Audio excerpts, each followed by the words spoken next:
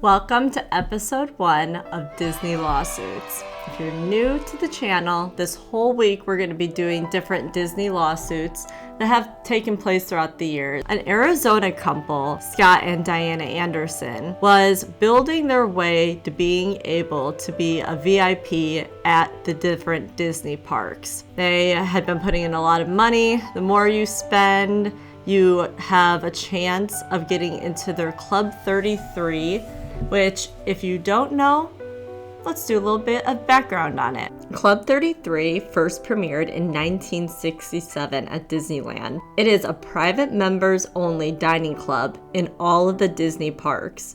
Nobody else can have access to these locations, and the club itself is only for members, but you have to be invited to become a member. The price to pay to become a member is literally an arm and a leg, but we'll get into that shortly.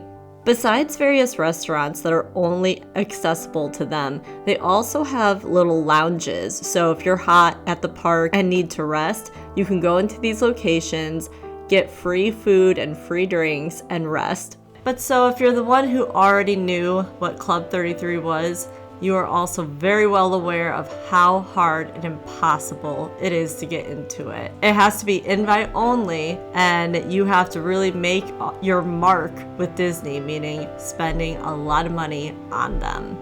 But Scott and Diane were perfectly fine with doing this. They would go to Disneyland 80 to 90 times a year. The club fees were about $32,000 a year, which I can't even imagine. That's a down payment on a house, and it's every year that they're paying this. At the end of every year, the average that they end up spending at Disney, including with the club, is $125,000. That's just unreal.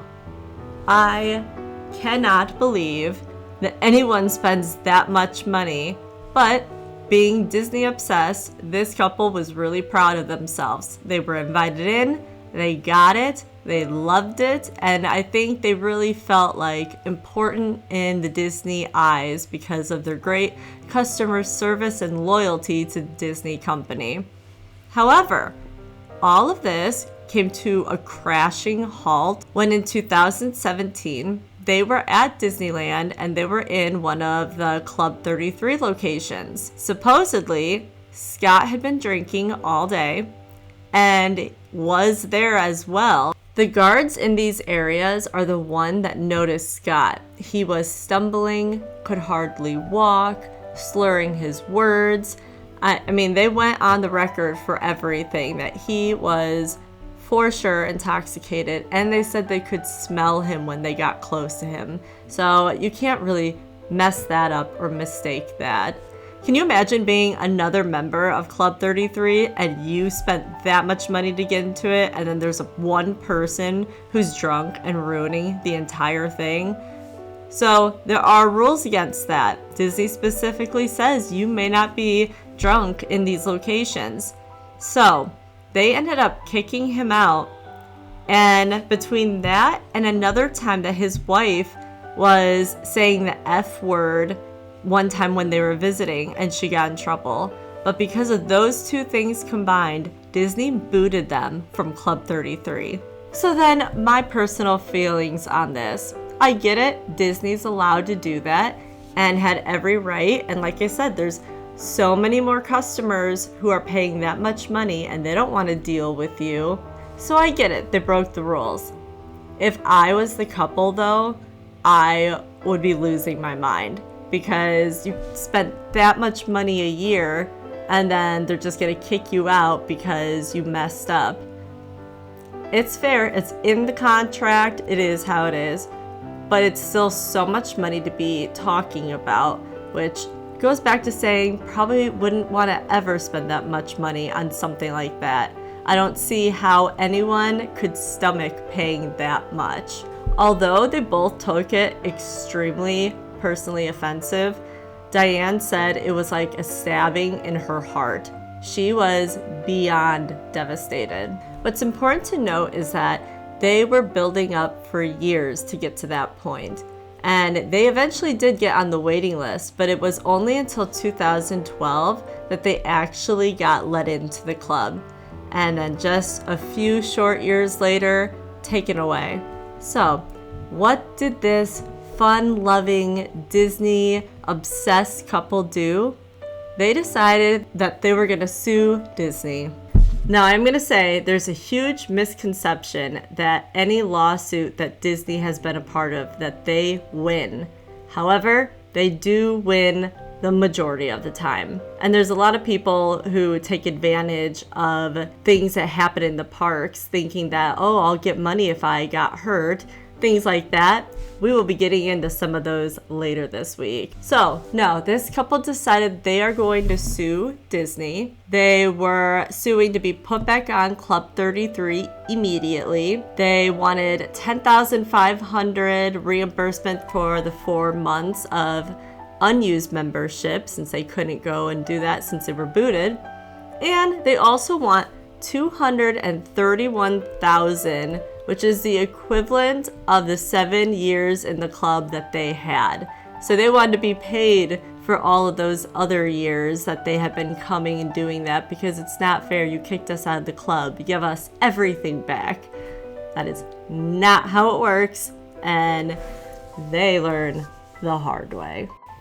So if you thought that was all a lot of money, Scott said publicly that this lawsuit, he had to put $400,000 into it. Clearly, money grows on trees for them, because this is all insane. But I think he put in a clause that if he won, one of the things he's asking for is they will reimburse his attorney fees. Diana kind of has taken this part too far, though.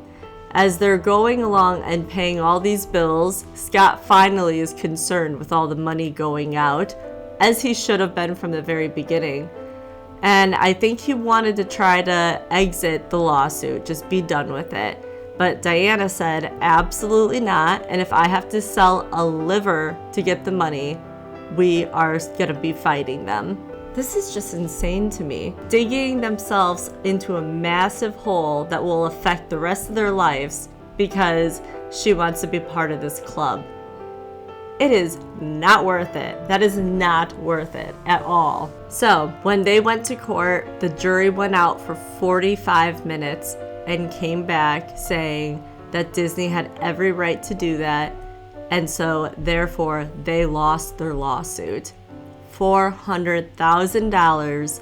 But this couple also decided that after the trial that they were going to meet with the press, if you will, get a little bit of notoriety.